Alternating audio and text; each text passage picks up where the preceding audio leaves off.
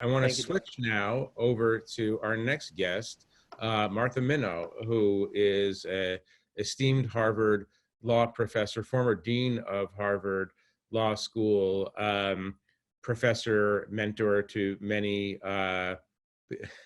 I love the background, Martha. I really do. It fills me with joy. Mentor to many esteemed individuals, including Barack Obama when he was at Harvard Law School. In the interest of full disclosure, Martha and I have known each other for some time. We served on a nonprofit board together. Among her many attributes is that no one runs a better meeting, a tighter meeting than Martha Minow. That is absolutely true. Now that I run meetings, I know that for sure. Martha, thanks for joining us. I guess. Good to be here. Yeah. Good to see you. You're dressed very strangely for Anguilla. That's all I can say. Jumping off that conversation, I'd love to hear your own view of the state of democracy. Or let me hone in a little bit more. The fragility of democracy. Talk about it in the American domestic context. You know, we're almost a 250-year-old democracy. We had some bad moments. The Civil War comes to mind as a bad moment, clarifying moment also. But we've been pretty stable in our adherence to democratic norms. And we're going to talk about the judiciary and independence of the judiciary in a minute. But it does seem newly fragile, and it does seem the pandemic, I think Ann said, it's kind of like an X-ray where it helps you see right through things in a kind of way. Are you worried about the long-term health of American democracy? I'm deeply worried, and frankly, I was worried before the pandemic, and this only exacerbates the challenges, which include lack of investment in our civic institutions, lack of investment in civic education, something that has actually been cut back for 3 or 4 decades in this country. Federal government cut back about 10 years ago, but all the states have really displaced it. So that at this moment in the United States, 60% of Americans cannot name 3 branches of government. 20% can't even name 1 branch of government. There's just a lack of even understanding or knowledge about what the institutions are, much less why they are worth defending. I think that there's been divestment in the news industry, which your prior speakers were examining, and in the infrastructure to support them. The same way as there's lack of investment in the physical infrastructure of the United States, the bridges and the roads and so forth. And I think it's partly a reflection of a larger erosion of a view of the public good as something that we all are committed to. And instead, the language of the private has taken over. Well, how did that happen? Oh, I don't think it's by accident. I think that there's been a very considered campaign by many corporations and many wealthy people who funded think tanks.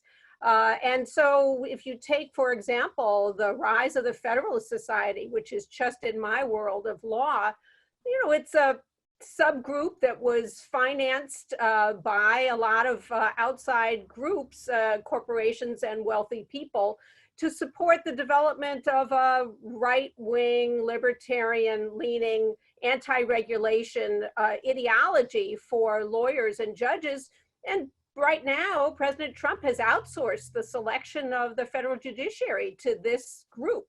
And that took 30, 40 years to develop a whole infrastructure. Is there another democracy on the planet that has a movement that argues what that movement argues for at that strength? That's an awfully good question. I don't know of one. There are, of course, forces of reaction in many places, but this considered use of really the great features of our open society to actually take over, to have a takeover. Some people have even said that there's been a corporate takeover of the First Amendment. Do you know that more than half of the First Amendment cases in court in the last 5 years have been ones brought by corporations claiming the First Amendment as a way to avoid regulation? That doesn't happen by accident, and there's no other country in the world where anything like that is happening. Right. Let's bear down on this, because I'm fascinated by the idea, or by, I hate to admit it, but the relatively new idea that's crept into my head that that just because we've been doing this for a couple of centuries doesn't mean we're always going to be doing it. You know what I mean? I mean, the whole, and as you know, in my previous existence as a writer, spent a lot of time in the developing world and in non-democratic countries where the independence of the judiciary was not assumed, for good reason. But we both grew up in a country where the independence of the judiciary has been assumed. Do you assume it anymore? I think it's very, very vulnerable, and it's vulnerable for at least three reasons. One is that it's under verbal attack at the highest levels, President Trump being the ringleader, really, of assaulting individual judges and the judiciary generally. Secondly, it's under assault in part because of the politicized process of judicial selection. At the federal level, we all have watched it. But at the state level, where about half the states elect their judges, there's also a politicization with campaign finance influencing it as well. And then the third reason, frankly, is the lack of access to the courts for many, many people, middle-class people, poor people, so that the experiences that people have with justice are not ones always that build confidence. Right. Talk about another branch of government, the legislature. And the reason I ask this is, if you are a critic of Donald Trump, or let's put it this way, many sophisticated critics of Donald Trump understand that, this is their frame, Trump is not the actual issue, that Trump can't exist without the acquiescence of a party structure, dozens to hundreds of elected officials of his party. And so, widening that optic a little bit, talk about the role Congress now plays in oversight of the executive branch. Because it seems to be like a withering, some people are allowing a power that's given to them to wither. It of course takes two to tango, because if you have now the House trying to do oversight and you have the administration refusing to participate, the president and the White House ordering White House officials not to participate, it's very hard to do oversight. But I agree with you that we've seen this with the Senate. There's a kind of capitulation and a failure to perform a critical set of roles. You know, it's called separation of branches in the common language, but actually our Constitution, which is the oldest continuously in use written constitution for a nation in the world, it doesn't call for separating the branches. They're marbled together. The powers are intertwined. They depend on mutual checking.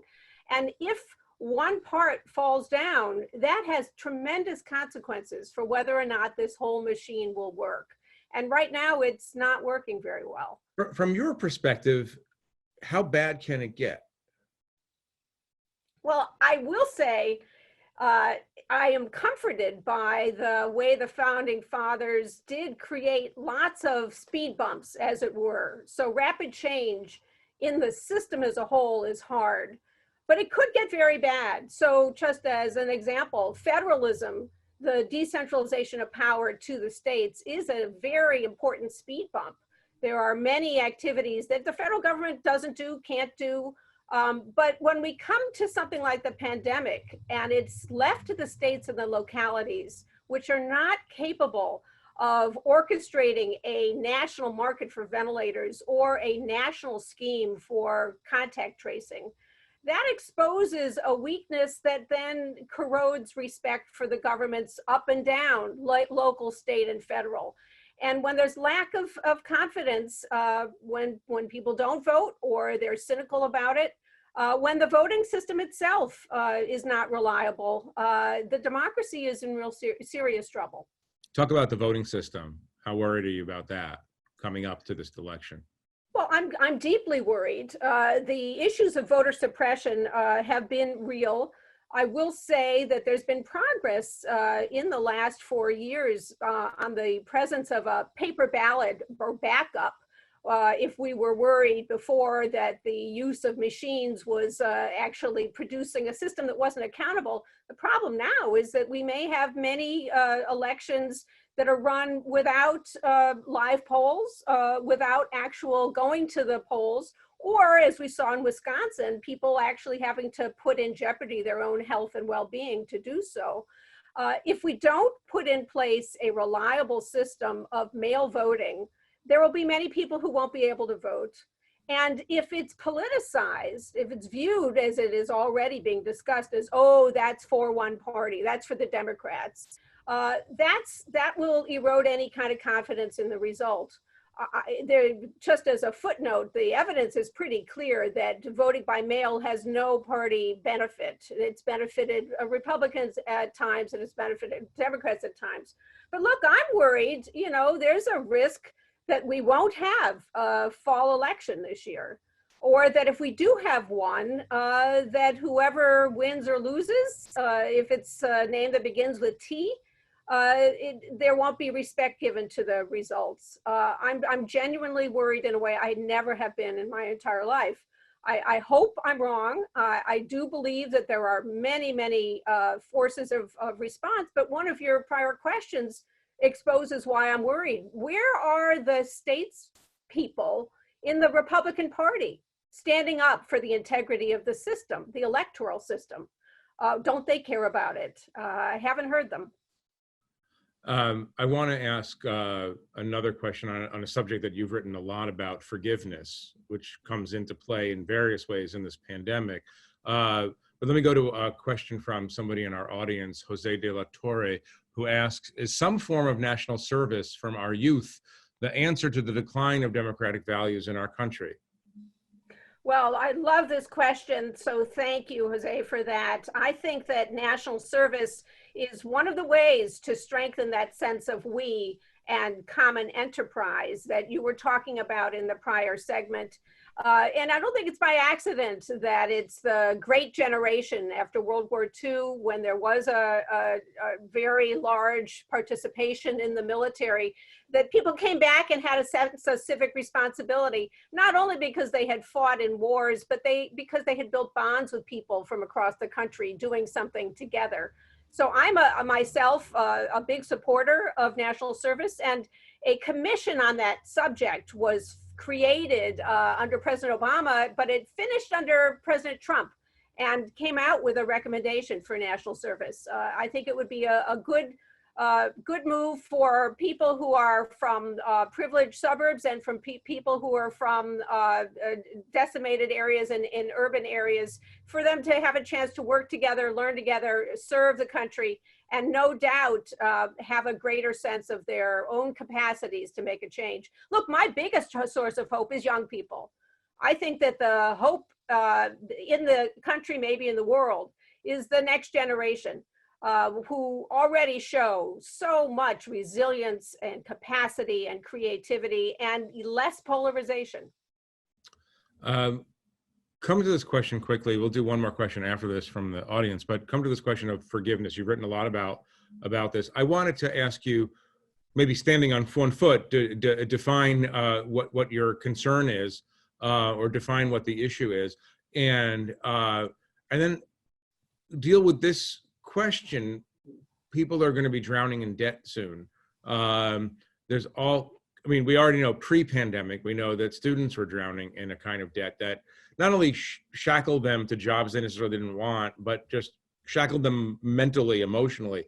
Do you think we're going to be looking at a reinvigoration of a debate around broad-scale debt forgiveness?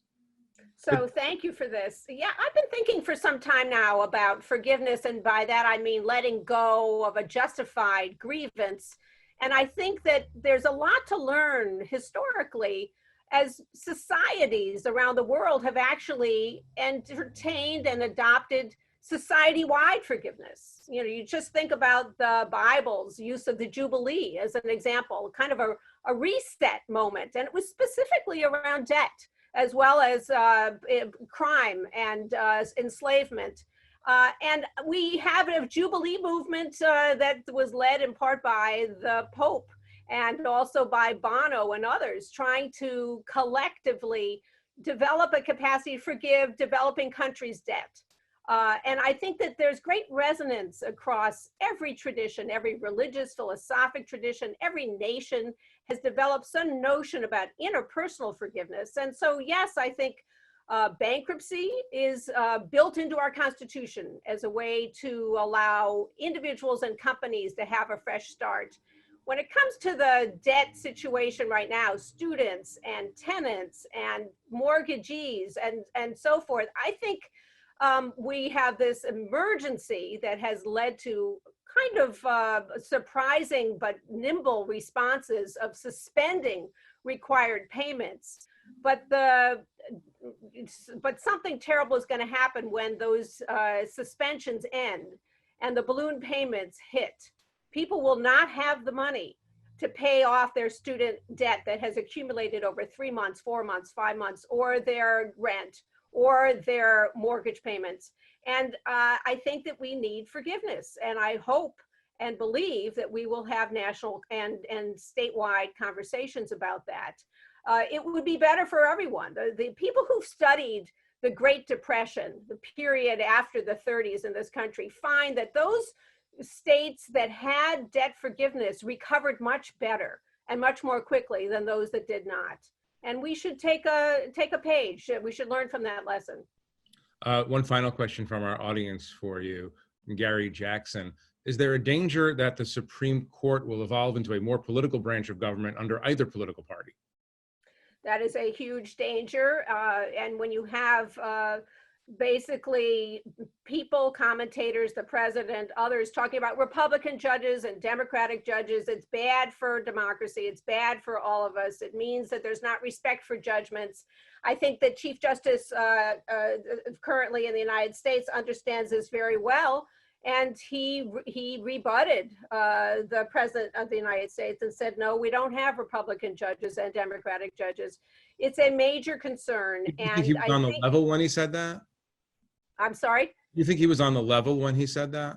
I think he believes that. He believes that? Okay. I think he believes that. I think that the Chief Justice does believe in the rule of law.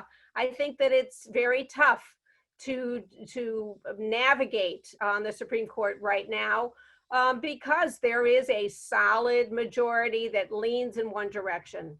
And that makes it very hard to signify and signal that there are decisions that aren't just always 5-4, 5-4, 5-4. Martha, we can go on all day, but we can't. It's always enjoyable to talk to you. I just want to recommend that you use sunscreen where you are, obviously. And thank you for your wisdom. Thank you for coming by our conversation. It's good to see you. Let's look for hope. Let's look for sunny skies. Thank you, Jeff, for all you're doing. Thank you.